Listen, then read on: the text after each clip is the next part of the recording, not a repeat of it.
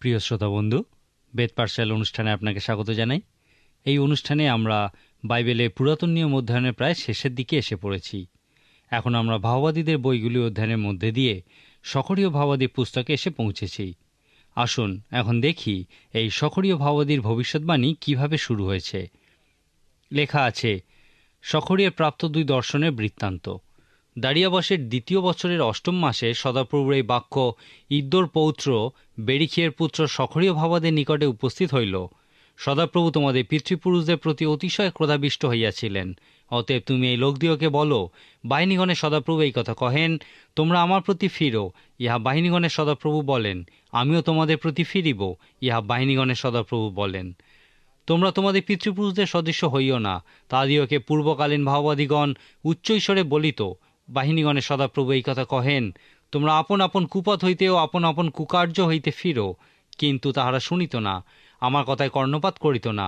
ইহা সদাপ্রভু বলেন, তোমাদের পিতৃপুরুষেরা কোথায়, এবং ভাওবাদীগণ কি নিত্যজীবী? কিন্তু আমি আপন দাস ভাওবাদীগণকে যাহা আজ্ঞা করিয়াছিলাম, আমার সেই সকল বাক্য ও বিধান কি তোমাদের পিতৃপুরুষদের লাগাল পায় নাই? তখন তাহারা ফিরিয়া আসিয়া কহিল, বাহিনীগণের সদাপ্রভু আমাদের আচার ও ক্রিয়ানুসারে আমাদের প্রতি যেরূপ ব্যবহার করিতে মনস্থ করিয়াছিলেন, আমাদের প্রতি তদ্রূপ ব্যবহার করিয়াছেন। সক্রিয় ভাওবাদী হলেন সেই বাবিলীয় বন্দিত্বের পরবর্তী সময়কার তিনজন ভাওবাদীদের অন্যতম। এই তিনজনকে সেই বন্দিত্বের পরবর্তী সময়ের ভাওবাদী বলা হয়, কারণ তারা তিনজনেই সেই বন্দিত্বের পরে পরেই তাদের প্রচার কাজ শুরু করেছিলেন। এই তিনজন হলেন হগয় ভাওবাদী, সক্রিয় ভাওবাদী এবং মালাখী ভাওবাদী। এই তিনজনের মধ্যে হগয় এবং সক্রিয় ভাওবাদীকে একসঙ্গে রাখা যায়। তারা একই সময় তাদের প্রচার কাজ করেছিলেন। তাদের প্রচারের লক্ষ্য বা উদ্দেশ্যও একই ছিল। হগয় এবং সক্রিয় ভাওবাদী দুজনেই জিহুদার অধ্যক্ষ সরুব্বাবিল এবং মহাপুরোহিত যিহোশুয়ের নেতৃত্বে সেই বন্দিত্ব থেকে ফিরে আসা প্রথম দলের সঙ্গে ছিলেন। তারা সেই মহান রাজা কোরশের নির্দেশন অনুযায়ী তাদের মন্দিরের পুনর্নির্মাণের জন্য ফিরে এসেছিলেন। মালাকি ভাওবাদী এই দুজনে প্রায় 100 বছর পর তার প্রচার কাজ করেছিলেন। পণ্ডিত ব্যক্তিরা মনে করেন সাধু নহিমীয় যখন জেরুসালেম শহরের প্রাচীর নির্মাণ করেছিলেন, তারও 10 বছর পর মালাকি ভাওবাদী সেখানে প্রচার করেছিলেন। এখানে আরেকবার আপনাকে মনে করিয়ে দিই যে সেই বাবিলীয় বন্দিত্ব থেকে জিহুদার লোকেরা একবারে নয় কিন্তু 3বারে ফিরে এসেছিল। প্রথমবার সেই জিহুদার অধ্যক্ষ সরুব্বাবিল এবং মহাপুরোহিত যিহোশুয়ের নেতৃত্বে, দ্বিতীয়বার প্রায় 70 বছর পর সেই মন্দিরে ঈশ্বরের মহান কাজ প্রতিষ্ঠা করার জন্য ইসরার নেতৃত্বে তাদের দ্বিতীয় দল ফিরে এসেছিল, এবং এরও প্রায় 13 বছর পর নহিমিয়ের নেতৃত্বে সেই জেরুসালেম শহরের চারিদিকে প্রাচীর নির্মাণের জন্য তাদের তৃতীয় দল ফিরে এসেছিল। পণ্ডিত ব্যক্তিরা মনে করেন যে মালাকি ভাওবাদী এই প্রাচীর নির্মাণে প্রায় 10 বছর পর জেরুসালেমে প্রচার করেছিলেন। এই বিষয়ে কারণস্বরূপ তারা বলেন যে মালাকি পুস্তক এবং নহিমীয় পুস্তকে প্রায় একই পরিস্থিতির বিষয়ে দেখতে পাওয়া যায়। সেই জন্যই পণ্ডিত ব্যক্তিরা বলেন ইসরা এবং নহিমীয় প্রায় সমসাময়িক। কিন্তু তারা যেহেতু মালাকি ভাওবাদীর বিষয়ে উল্লেখ করেননি, সেই জন্য নিশ্চয়ই মালাকি ভাওবাদী তাদের প্রায় 10 বছর পর তার প্রচার কাজ শুরু করেছিলেন। যাই হোক, হগয় এবং সক্রিয় ভাওবাদী যেহেতু সমসাময়িক, সেই জন্য এই দুটি বই আমাদের একত্রে অধ্যয়ন করা উচিত। তাদের দুজনেরই প্রচারের একই উদ্দেশ্য ছিল, সেই রাজা সলোমনের তৈরি মন্দিরের পুনর্নির্মাণ করা। সেই সময় ইহাই ছিল ঈশ্বরের কাজ, কিন্তু ঈশ্বরের এই কাজ বাধাপ্রাপ্ত হয়েছিল, কারণ সেই সময় জেরুসালেমে যে সমস্ত পরজাতীয়রা থাকত, তারা সেই জিহুদীদের প্রতি শত্রুভাবাপন্ন ছিল এবং তাদের কাজে বিভিন্নভাবে বাধা দিয়েছিল। এই লেখকদের ভয়ে সেই জিহুদীরা প্রায় 15 বছর সেই মন্দিরে পুনর্নির্মাণ কাজ বন্ধ রেখেছিল। তারপর হগয় এবং সক্রিয় ভাওবাদী তাদের প্রচার শুরু করেছিলেন। যদিও হগয় এবং সক্রিয় ভাওবাদীর প্রচার কাজের উদ্দেশ্য একই ছিল, কিন্তু তারা ভিন্ন উপায়ে সেই উদ্দেশ্য পূর্ণ করেছিলেন। এই দুজনের বিষয় একত্রে অধ্যয়নের জন্য ইহা জেনে রাখা ভালো যে হগয় ভাওবাদী সক্রিয় ভাওবাদীর থেকে বয়সে অনেক বড় ছিলেন। এই দুই ভাওবাদীর প্রচারের মূল উদ্দেশ্য বুঝতে গেলে সেই সময়কার মানুষদের মনোবলের বিষয়ে বুঝতে হবে। মনে রাখুন যে সেই জিহুদার লোকেরা ধ্বংসস্তূপের মধ্যে ফিরে এসেছিল এবং তাদের জীবন সেই রকম চারিদিকে ছড়ানো ছিটানো পাথরের মতোই ছিল। আর এই রকম পরিস্থিতিতে তাদের মনোবল প্রকৃতই ভেঙে পড়েছিল। হগয় এবং সক্রিয় ভাওবাদীর প্রচারে তাদের জন্য আশার উপদেশ ছিল। যখন সেই জিহুদার লোকেরা মন্দির পুনর্নির্মাণ করার জন্য ফিরে এসেছিল, তখন তাদের কাছে একমাত্র আশা ছিল এই হগয় ও সক্রিয় ভাওবাদীর প্রচার। তারা প্রচার করেছিলেন যে ঈশ্বর তাদের ভবিষ্যৎ পুনরুদ্ধার করবেন, তিনি তাদের সঙ্গে আছেন। এই জিহুদার লোকেদের, এই ভাওবাদীদের উপদেশে দত্ত আশা ছাড়া আর কোনো আশা ছিল না। আপনি যদি নিজেকে তাদের জায়গায় বসান তাহলে উপলব্ধি করবেন যে তাদের ভবিষ্যৎ প্রকৃতই অন্ধকার ছিল। হগয় ভাওবাদী খুবই বাস্তববাদী ছিলেন। তিনি বলেছিলেন, তোমাদের জীবনে অগ্রগণ্যতার বিষয়টি স্থির করো, ঈশ্বরকে প্রথম স্থান দাও, ঈশ্বরের কাজকে প্রথম স্থানে রাখো, সাহস করো এবং নির্মাণ করো। এইভাবে হগয় ভাওবাদী প্রচার করেছিলেন। আজকের দিন আমরা হগয় ভাওবাদীকে প্রায়োগিক ভাওবাদী বা দৈনন্দিন জীবনের সঙ্গে সম্পর্কিত বিষয়ের প্রচারক বলতে পারি। অর্থাৎ তিনি কাজ সম্পূর্ণ করায় বিশ্বাস করতেন এবং লোকেরাও তার প্রচারে অনুপ্রাণিত হয়ে মন্দিরে পুনর্নির্মাণ কাজ সম্পূর্ণ করেছিল। সক্রিয় ভাওবাদী প্রচারের উদ্দেশ্যও একই ছিল, কিন্তু প্রচারের ধরন সম্পূর্ণ আলাদা ছিল। কিছু কিছু ভাওবাদীর বই আক্ষরিক আকারে খুবই সুন্দর বলা যায়, যেমন হবকুক ভাওবাদীর বই। তিনি কথোপকথনের আকারে তার বক্তব্য উপস্থিত করেছিলেন এবং সেই কথোপকথনে অপর ব্যক্তি ছিলেন স্বয়ং ঈশ্বর। একইভাবে শেষ ভাওবাদী মালাখির পুস্তকটিও আমরা খুবই সুন্দর আক্ষরিক আকারে দেখতে পাই। সক্রিয় ভাওবাদী পুস্তকেও আমরা একটা সুন্দর আক্ষরিক আকার দেখতে পাই। হগয় ভাওবাদী বলেছিলেন, মন্দিরের পুনর্নির্মাণ করো। সক্রিয় ভাওবাদীও সেই পুনর্নির্মিত মন্দির দেখতে চাইতেন, কিন্তু তিনি বলেছিলেন, সাহসী হওয়ার জন্য, বলবান হওয়ার জন্য, শক্তি অর্জন করার জন্য চাই দর্শন। এই দর্শনই মানুষকে বলবান করে।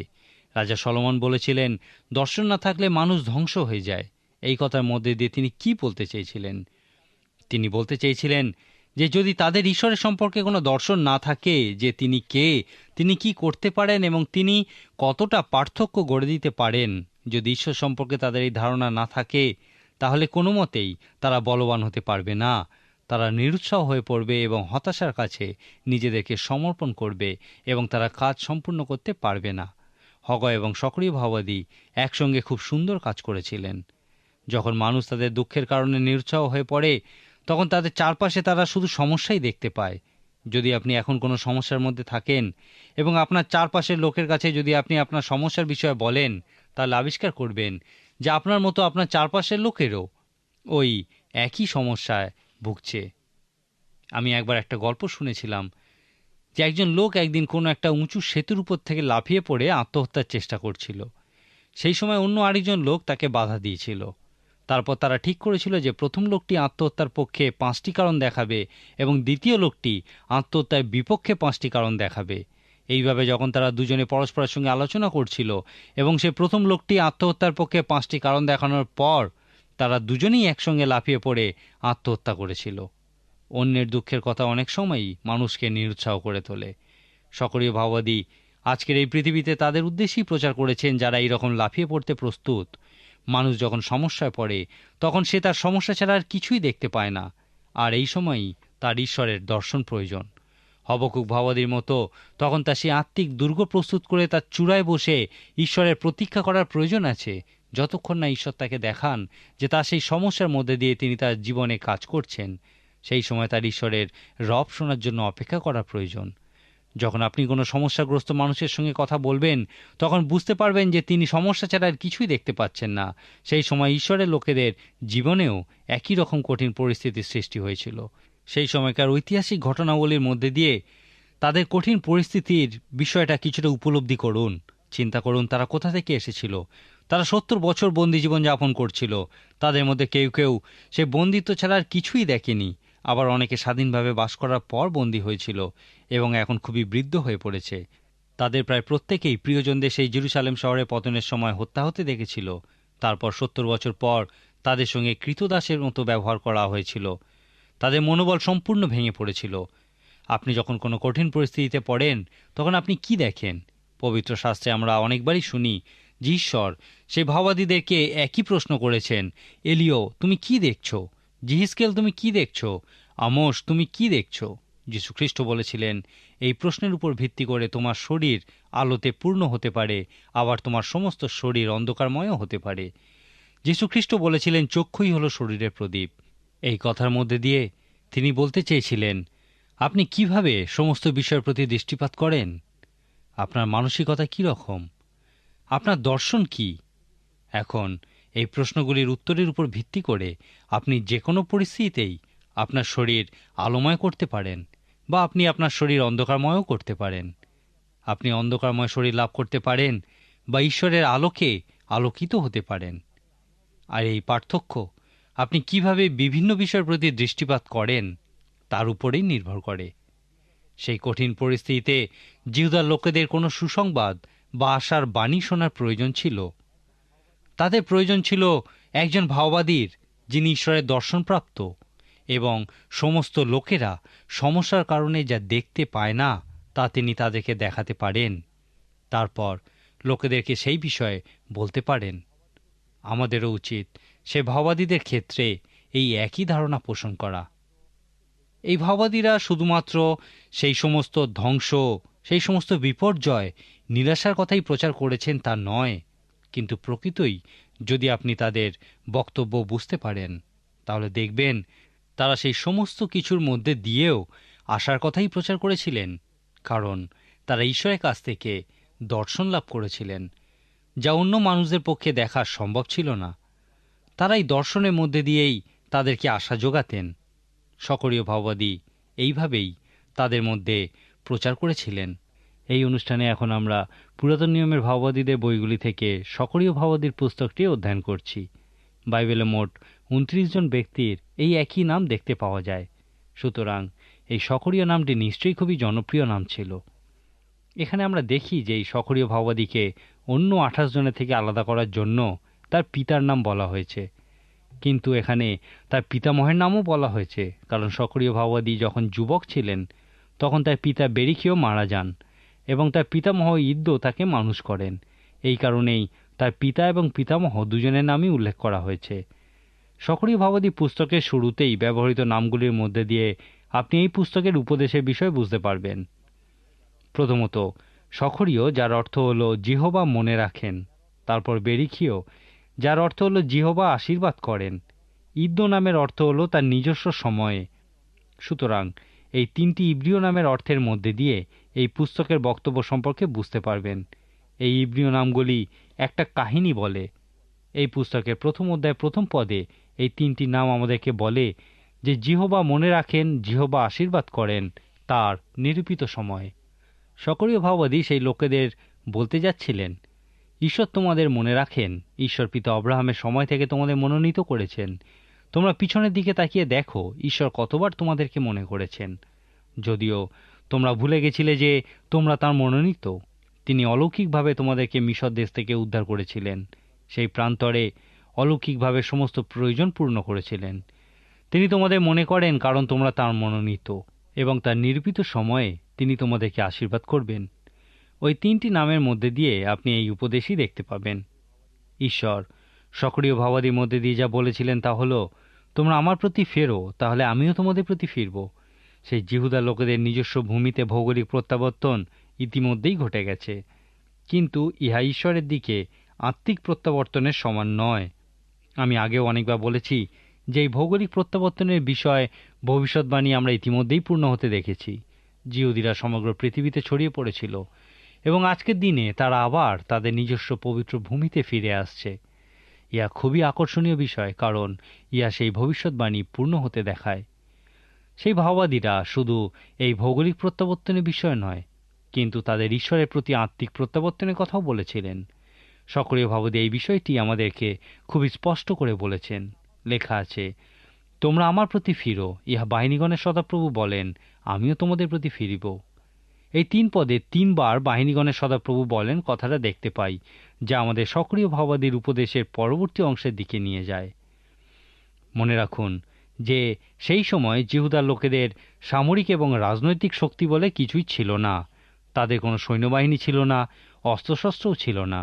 তারা মৃত্যুকে ভয় পেত। তারা 70 বছর বন্দি জীবন যাপন করেছিল। তারা নিজেদেরকে খুবই অসহায়, অসুরক্ষিত মনে করত।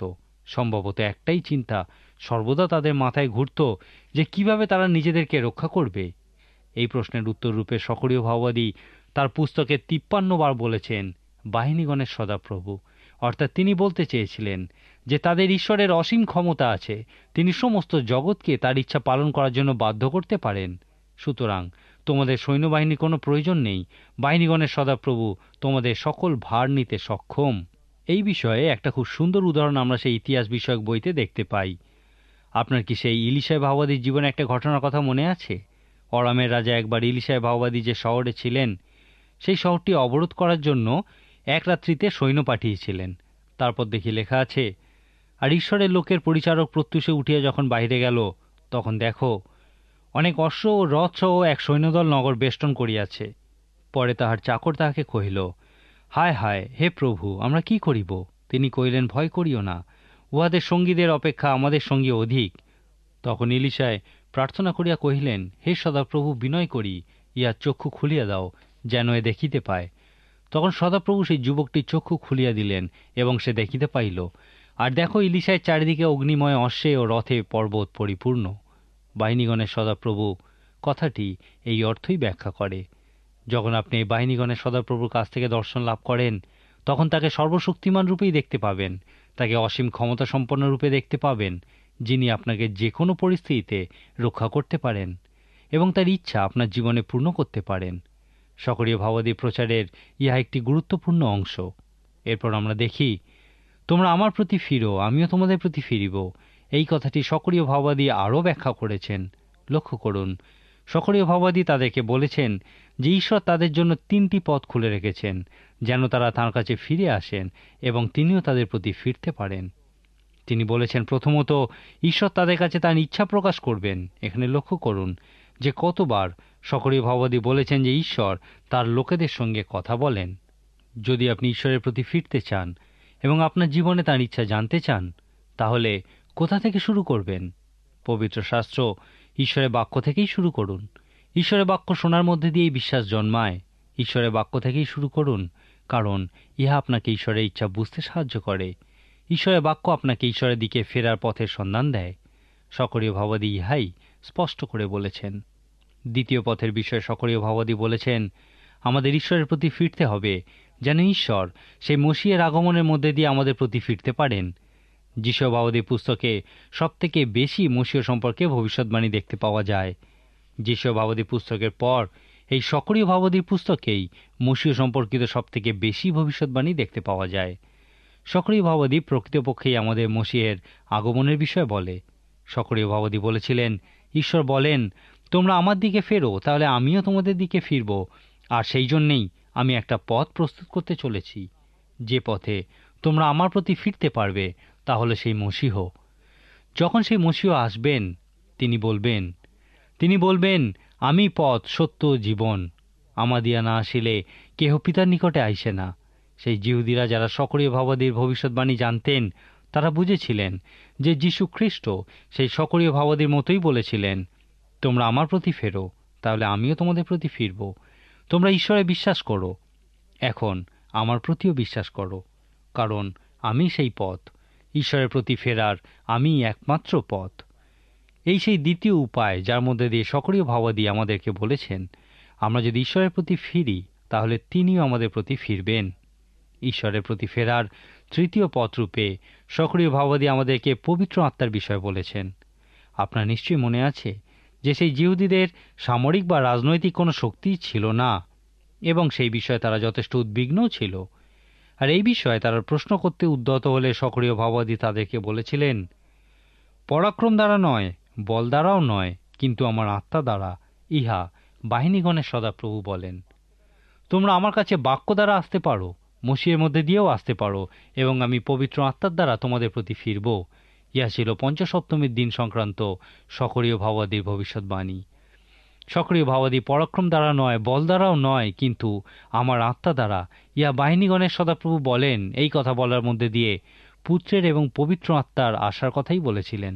লক্ষ্য করুন যে সকরীয় ভাবাদী তার ভাববাণীর মধ্যে দিয়ে তৃত্ব ঈশ্বরের বিষয়ে বলেছেন। তিনি বলেছেন, পিতা ঈশ্বর আমাদেরকে তার বাক্য দিচ্ছেন, তারপর পিতা তার পুত্রকে আমাদের জন্য দিয়েছেন। এই পুত্রই হলেন পিতা ঈশ্বরের প্রতি ফেরার সে একমাত্র পথ। তারপর ঈশ্বর পবিত্র আত্মারূপের লোকেদের প্রতি ফিরেছেন। এই 3টি উপায়ে সকরীয় ভাবাদী বলেছেন, ঈশ্বরের সেই উপদেশের প্রতি বাধ্য থাকা সম্ভব যে আমার প্রতি ফিরো, তাহলে আমিও তোমাদের প্রতি ফিরব। আসুন এখন আমরা এই পুস্তকের চমৎকার সাহিত্যভিত্তিক মানের বিষয়ে আলোচনা করি। ইহা আমাদেরকে সকরীয় পুস্তকের মূল বক্তব্যের দিকে নিয়ে যায়। এই পুস্তকের প্রথম 6টি অধ্যায়ে 8 বার সক্রিয় ভাববাদী ঈশ্বরের লোকেদের দিব্য প্রকাশ বিষয়ক দর্শনের কথা বলেছেন। এই দিব্য প্রকাশ বিষয়টি আমাদেরকে কোনো গুপ্ত বিষয়ের উপর থেকে আবরণ উন্মোচনের কথা বলে। ঈশ্বর যদি এই আবরণ উন্মোচন না করতেন তাহলে সেই গুপ্ত বিষয় চিরকাল গুপ্তই থেকে যেত। এই প্রথম 6টি অধ্যায়ে সক্রিয় ভাববাদী একটি দৃশ্যমান সমস্যার বিষয় বলেছেন। তারপর তিনি সেই গুপ্ত বিষয়ের উপর থেকে আবরণ উন্মোচন করে বলেছেন, এখন আমি তোমাদেরকে দেখাতে চাই যে ঈশ্বর কিভাবে তার শক্তিতে তোমাদেরকে এই সমস্যা সমাধান করতে সাহায্য করেন। এই পদ্ধতির কথা সক্রিয় ভাববাদী 8 বার উল্লেখ করেছেন। এই ক্ষেত্রে সক্রিয় ভাববাদীর কৌশল ছিল যে তিনি কোনো আবরণের সামনে কোনো সমস্যা রাখতেন, তারপর সেই আবরণ উন্মোচন করে দেখাতেন যে তাদের ঈশ্বর সেই সমস্যার থেকে অনেক বড়। ইহাই সক্রিয় ভাববাদীকে হগয় ভাববাদী থেকে আলাদা করেছে। পবিত্র আত্মার মধ্যে দিয়ে ঈশ্বর সক্রিয় ভাববাদীকে দেখিয়েছিলেন এবং সম্ভবত হগয় ভাববাদীকেও বলেছিলেন, বলবান হওয়ার গোপন রহস্য হল দর্শন। দর্শন বিনা মানুষ ধ্বংস হয়ে যায়।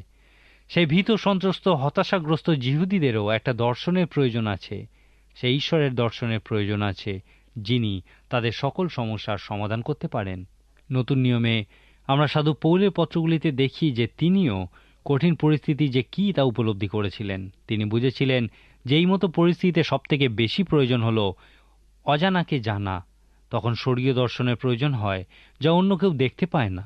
সাধু পৌল বলেছেন, এই জন্য আমরা নিরুৎসাহ হই না, কিন্তু আমাদের বাহ্য মনুষ্য যদ্যপি ক্ষীণ হইতেছে, তথাপি আন্তরিক মনুষ্য দিন দিন নূতনীকৃত হইতেছে।